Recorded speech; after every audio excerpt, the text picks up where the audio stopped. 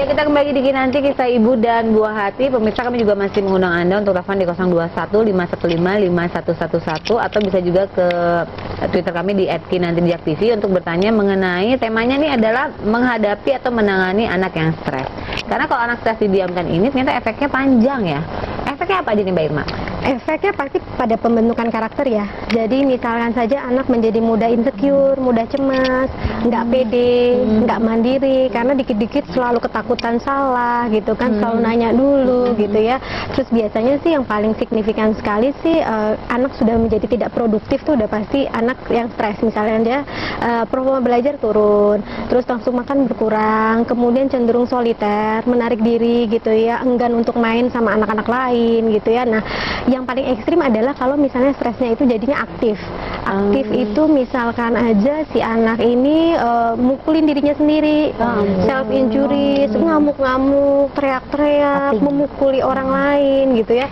Kalau beberapa anak ada yang dia head banging itu Mbak. Jadi misalnya ya gitu. Jadi berteriak histerikal. Nah, itu sebetulnya yang sangat buruk dampaknya buat kondisi psikologisnya si anak itu sendiri. Aduh, intinya udah deh anak kita jangan dikasih yang berat-berat banget ya, kasihan juga berkembang ya. Sesuai dengan usianya aja gitu. Kalau punya adik baru bisa mengalami si kakak sangat mungkin. Makanya kenapa kalau misalnya bisa sejak prakonsepsi gitu ya, sejak mungkin merencanakan proses kehamilannya, si kakak ini harus sering dilibatkan gitu ya. Jadi harus lebih sering diajak bicara mengenai kesiapan dia untuk menghadapi adik baru. Kemudian pada saat ke dokter diajak. Oh, jadi dilibatkan dari awal ya? Gitu. Karena kadang-kadang udah ujung-ujung baru dilibatkan, anaknya jadi nggak siap kan gitu. Jadi dari awal itu tolong dilibatkan. Aku panggil Gian dulu ya, Gian. Telepon Gian, teleponnya di bawah dong. Halo, selamat pagi. Halo, selamat pagi. Iya, pagi. Iya, dengan siapa ini? Dengan Pak Indra di Depok. Pak Indra di Depok. Wah, banyak ayah nih yang telepon ya. Sekarang ayah udah mulai ikut andil ya, ngurus anaknya, seneng banget deh. Ayah, ya sekarang dengan ayah siapa ini? Ini sebenarnya ya. Ayah siapa ini namanya? Dengan Pak Indra di Depok. Pak Indra di Depok. Oke, silakan ayah, mau tanya apa ya? Itu kan dulu kan anak saya kan selalu aktif ya di sekolah ya. Nah, kenapa kok berapa bulan ini pendiam orangnya, kenapa itu ya? Usia berapa anaknya Pak? Baru kelas 2 SD. Kelas 2 SD. Awalnya aktif kemudian pendiam. Ada yang bilang Mbak Irma? Sudah berapa lama ya Pak? Udah hampir 2 minggu. Sudah 2 minggu. Sudah udah ngajak ngobrol belum? Ditanyakan udah, ke gurunya? Aja gitu loh. Sudah nanya ke guru mungkin? Sudah juga. Oke, belum dapat jawaban yang pasti ya? Iya, saya juga bingung kenapa ya gitu penyebabnya. Jadi lebih cenderung pendiam. Kalau ke sekolahnya masih mau nggak Pak? Kadang mau, kadang enggak gitu. Oke, ngerjain PR-nya, ngerjain tugas belajarnya? PR sih dia selalu bikin gitu. Oke, jadi lebih cenderung pendiam dan enggak sama temen-temennya sudah jarang bermain atau misalnya gimana? Iya, jarang bermain gitu, bermain gitu. Oke, baik, nanti akan dijawab ya Mbak Irma ya. Terima kasih Pak Indra. Silakan Mbak Irma. Ya, kemungkinan mungkin ada indikasi ke arah stres, mungkin iya gitu ya. Karena kan dari kelas 1 menuju kelas 2 itu kompleksitas tugas sudah mulai tinggi gitu ya. Kemudian teman-temannya kan sekarang sudah mulai aktif juga menunjukkan keegoannya gitu ya. Ada masalah sama teman, bisa juga ada masalah sama guru, bisa juga dari internal keluarganya sendiri gitu ya. Jadi yang paling penting adalah mencari tahu dulu sih sebetulnya Mbak Intan apa sebetulnya yang diinginkan oleh anak. Ajak ngobrol ya? Ajak ngobrol, cari momen yang memang santai. Jadi usahakan misalkan weekend gitu ya, ngajak ngobrol anak dengan bermain aja gitu. Jadi bertanya pada anak-anak, kita nggak bisa langsung strict gitu. Jadi mungkin kita bisa umpamakan dengan teman-temannya gitu. Jadi harus dari lingkungannya dulu baru nanti menuju ke dia. Misalnya kenapa ya itu si si A misalnya kok sekolahan kadang-kadang suka males ya gitu. Kalau adek gimana gitu. Jadi kita jangan langsung strict kepada dia, kita ciptakan dulu, kita bikin prolog dulu ya. Terus kemudian dengan bermain seperti ini biasanya memancing anak secara tidak sadar bercerita gitu. Jangan lupa juga pakai sentuhan-sentuhan secara fisik supaya membuat dia lebih nyaman. Kontak mata juga sentuhan fisik itu penting. Gitu. Oh, jadi sebenarnya Pak Indra bisa ajak ngobrol lagi anaknya ya. Mungkin kalau saya Pak Indra nggak bisa ibunya mungkin ya. Betul. Dan juga yang harus diperhatikan orang tua, jangan dimarahi gitu loh. Kalau misalnya aku nggak mau sekolah, nah kemudian orang tua kadang-kadang, kamu tahu nggak bayar sekolah mahal? Itu yang paling sering. Sekolah mahal, marah dan lain sebagainya. Sekolah itu penting, tapi sambil marah-marah. Nah, pada akhirnya anak jadi tambah stres gitu. Ini sekarang aku panggil Gian dulu ya, soalnya aku boxnya nggak dibalik-balikin ya. Gian. Nggak, soalnya nih Gian suka ini loh pemirsa. Sini. Gian, kamu tadi bawa kemana itu boxnya? Buat apa tadi emang kamu? Sini, kamu di sini dong, di sini. Tadi aku coba, ini keren Mbak. Sini, kamu duduk sini. Kamu duduk. Bisa dibuka. Lentera bintang. Mbak. Mana? Tuh, nyala kan Mbak? Ya Allah, langsung mata saya nyalakan Mbak. Wah, nih anak-anak bener kan? Ini kalau malam nyala nih Mbak. Iya, terproyeksi di kamar anaknya. Cuma ini siang nggak kelihatan. Jadi kalau malam ini bisa jadi lampu tidur juga ya? Iya Mbak. Oh gitu. Nih, jadi Dean ini nih Mbak, dia tuh mau kasih kado ke pacar kan. Nah, pacarnya dia punya adiknya masih kecil, biasa dia dapetin kakaknya kan adiknya dulu tuh ya kan. Diajarin dia Mbak buat apaan kan Mbak? Buat toko Coba aja, coba mungkin nih tadi kita udah bikin wooden spoon puppet, salah satu yang ada di goodie bag. Nah, jadi ini bisa lihat nih pemirsa nih wooden spoon puppet yang tadi awal kita bicarakan ya dari kalau ibaratnya mah kalau orang bilang ini buat sendok nasi ya. Boleh dilihatin ke kamera. Kita juga biasanya kasih kayak semacam tutorial untuk bikin-bikin dengan bahan yang ada di rumah gitu. Yaitu tadi untuk mendukung quality time antara ibu dan anak. Nah, coba boleh. Nah, ini coba kamu main. Kamu main. Enggak, kan ceritanya aku adik pacar kamu. Ceritanya aku judes gitu. Kamu gimana cara buat menarik hati adik? Ini adiknya. Aku. Oh, Mbak adiknya. Aku adiknya. Ceritanya pacar aku, kakakku cantik banget gitu pemirsa ya. Kan latihan namanya. Adik. Gini. Oh, aku pegang nih Mbak. Gini. Kamu pasti kesini mau ketemu kakak aku kan? Iya, adik. Kamu jelek Tapi daripada ini, gini aja Mbak pakainya. Adik tahu nggak rasa manis itu ada berapa di dunia? Satu, manis dong. 3 dong Mbak, ada gula, ada madu, nah yang ketiga adek. Iya, anak kecil dimodusin adek. Nih kalau ada drum langsung ramen. Tapi ngomong-ngomong ngerusak tuh, copot tangannya. Enggak nih Mbak, ini katanya bisa terbang. Iya, ada peniupnya. Nih kamu kasih ini nanti nih ke adeknya pacar kamu. Mana tadi tangannya copot Mbak nih. Copot yang mana tangannya siapa nih? Tangannya yang perempuan. Tuh kamu belum apa-apa udah ngerusak. Oh, ini ditiup. Itu bisa ditiup ke atas. Ke atas. Ya. Ya. Gitu Mbak. Belajar tentang roket. Jadi ini roket ya. Oh, ini berarti bisa satu paket sama ini ya. Jadi ceritanya lagi main planet-planetan, kemudian ada nih bisa pemirsa bisa lihat deh.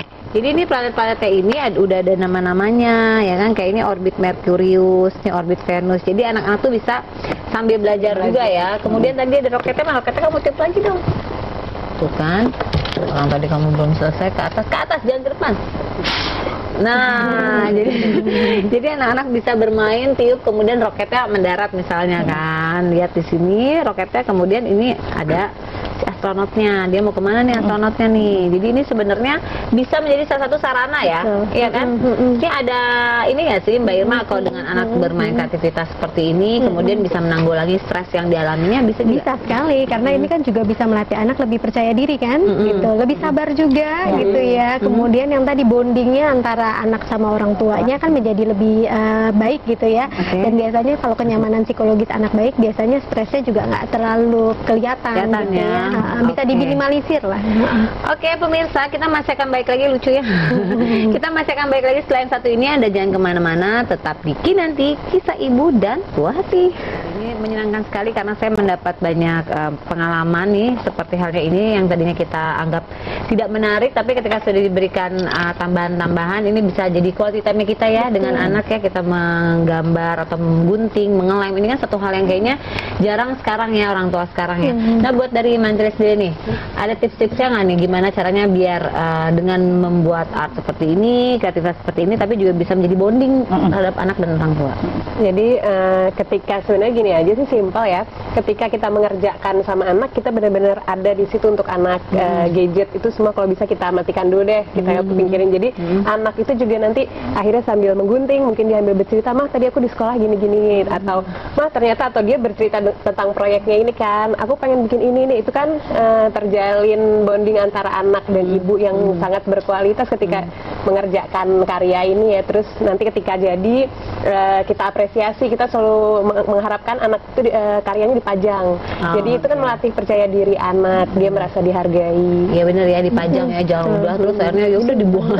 Yang pastinya juga lebih sabar ya anaknya, maksudnya mengerjakan ini yang dia nempel satu-satu, gunting kecil-kecil gitu. Dari yang ketika dia nggak bisa, ibunya bantu. Nanti di proyek kedua dia mungkin bisa lebih eksplorasi lagi ya. Nggak apa-apa berantakan, nggak apa-apa kotor ya. Dan bahkan beda pun nggak apa-apa. Kadang mereka punya interpretasi sendiri. Mereka maunya si warna merah dipakai untuk matahari, it's okay gitu. Nggak apa-apa. Makanya kita juga di buku panduan selalu ingetin orang tua untuk biarkan anak berkreasi. Kami hanya memberikan panduan seperti ini. Kalau dia mau bikin sendiri, nggak apa-apa. Gitu. Nah, buat ayah bunda mungkin yang pengen tahu lebih banyak lagi ya, atau mau bertanya lagi, ini bisa ke ini Instagram ya? Iya, @mentilis ya, bisa di follow Instagramnya nih. Oke, kalau dari Mbak Irma sendiri gimana untuk tips-tipsnya menanggulangi anak ketika stres, dan bagaimana caranya supaya lebih melatih sabar buat anak kita nih? Yang pasti sih yang pertama, kenali dulu kebutuhan anaknya apa gitu ya. Jadi kalau misalnya dia lapar, dia kurang tidur, itu harus dipenuhi dulu. Kemudian yang kedua, orang tua harus menciptakan situasi atau lingkungan yang kondusif gitu ya, nyaman gitu ya. Jadi minimalisir tekanan-tekanan yang tidak sesuai dengan anak itu sendiri. Kemudian juga mungkin bisa diajarkan relaksasi, yoga, meditasi gitu ya. Jadi cara-cara untuk menghilangkan stres. Bisa gitu ya. Jadi tarik nafas, buang nafas, itu sebetulnya sangat membantu si anak. Biasanya anak-anak umur 4 tahun ke atas sudah bisa diajarkan. Lalu juga perbanyak aktivitas yang memang membuat anak ini menjadi lebih fun gitu ya. Tapi memang dengan catatan, ketika mengerjakan pekerjaan seperti ini, orang tua itu demand-nya jangan terlalu tinggi gitu. Jadi jangan perfect dengan misalnya di situ ada panduannya ini dikerjakan 30 menit gitu ya. Tapi anak mungkin butuh waktu sekitar 1 jam gitu ya. Mamanya jadinya marah-marah gitu. Jadi nah, itu sebetulnya adalah hal yang memang harus dihindari. Jadi hargai prosesnya. Jadi kalau anak menghargai proses, next time diberikan kegiatan baru, dia jadi lebih antusias dan pede bahwa saya nggak dikritik dan tidak ditekan gitu. Nah, itu aja sih yang paling penting sekali gitu. Nah, itu penting banget nih ya. Atau mungkin ya, kita juga orang tuanya juga harus lebih memahami anak ya. Jadi nggak cuma misalnya tahu beresnya aja, tapi kita juga mau turun tangan kepada anak kita ya. Nah, kalau buat orang tua yang bekerja nih, gimana nih quality time dengan anak? Yang pasti sih sebetulnya pagi hari itu sekitar 10-15 menit itu anak harus diajak ngobrol gitu ya. Jadi itu memberikan sugesti juga sih pada anak gitu, sehingga dia jadi lebih jauh siap ketika mungkin berangkat ke sekolah gitu ya, atau lebih siap ketika ditinggal di rumah bersama pengasuh. Nah, kemudian ketika pulang sore hari, malam hari, selalu sempatkan untuk bicara juga gitu. Jadi minimal 5-10 menit aja. Dengan tadi sentuhan-sentuhan fisik itu penting sekali, eye contact ya, karena sekarang modelnya ngobrol tapi mama sibuk sendiri juga dengan gadget. Oke, Nak, ya. Di mana itu, di situ ambil aja. Gitu ya. Itu harus 30 menit ya minimal dalam sehari. Kurang lebih. Kemudian nanti weekend family time gitu ya. Jadi misalnya family time kita misalnya mau makan gitu ya, lunch time. Sini gadgetnya kumpulin dulu semuanya. Sekarang kita ngobrol. Jadi ngobrol lah gitu. Itu yang paling penting. Sebenarnya intinya berarti kalau pagi ini kan kita harus ini ya pemirsa, kalau pagi kita harus memberikan sesuatu yang positif buat anak kita. Jadi jangan pagi-pagi udah yang ayo cepat mandi makan karena itu sudah bikin stres. Jadi intinya memang kita harus banyak menyiapkan atau menyiapkan waktu buat anak kita lebih ya, gitu seperti itu. Oke, kalau gitu terima kasih banyak buat teman-teman dari Mentilis sudah hadir di sini. Mbak Irma juga terima kasih banyak. Dan pemirsa, besok kami masih akan hadir lagi jam 8 sampai dengan jam 9 pagi di JAK TV, dan tema besok adalah home treatment untuk anak sakit. Wah, ini wajib untuk disimak ya. Oke, kalau gitu sampai jumpa. Bye-bye.